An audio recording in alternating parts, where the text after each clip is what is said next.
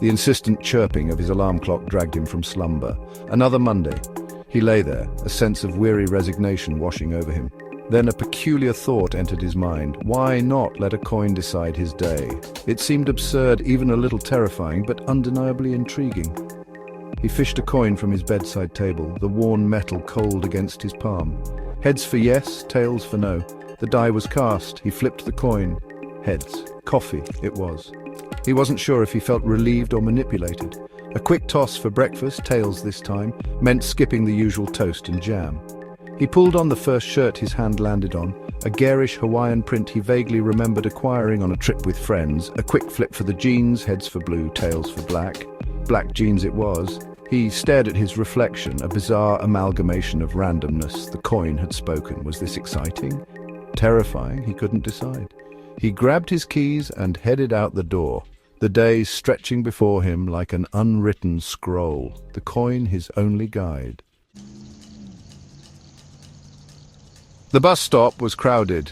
He flipped the coin, heads for the bus, tails for a walk. Tails. He sighed, already feeling the ache in his legs from the unplanned exercise. The walk was long, the air thick with exhaust fumes.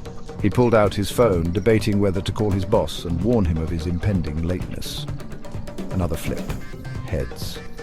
He dialed, his stomach churning with a strange cocktail of anxiety and exhilaration. "I might be a little late," he stammered into the phone, his boss's irritated sigh echoing in his ear. The workday was a blur of coin-dictated decisions. Heads for replying to emails, tails for ignoring them entirely. Heads for attending the meeting, tails for hiding in the bathroom. The randomness was exhilarating, terrifying, and utterly exhausting. He ate lunch at his desk, a strange assortment of vending machine snacks dictated by the relentless coin. He couldn't remember the last time he'd felt so present, so acutely aware of every decision, no matter how insignificant. Or perhaps he was just losing his mind. As the workday neared its end, he found himself facing a dilemma.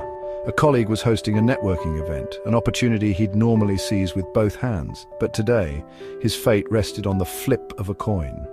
He closed his eyes, feeling a strange mixture of trepidation and excitement. He flipped. Tails. He wouldn't go. Disappointment, sharp and unexpected, washed over him. He realized then that the day's randomness had, paradoxically, awakened a sense of agency within him. He had relinquished control, but in doing so, he'd become acutely aware of the choices he normally made on autopilot. He wanted to go to the event, connect with people, explore possibilities. He flipped the coin again. This time it landed on heads. He smiled. It wasn't about defying the coin, he realized.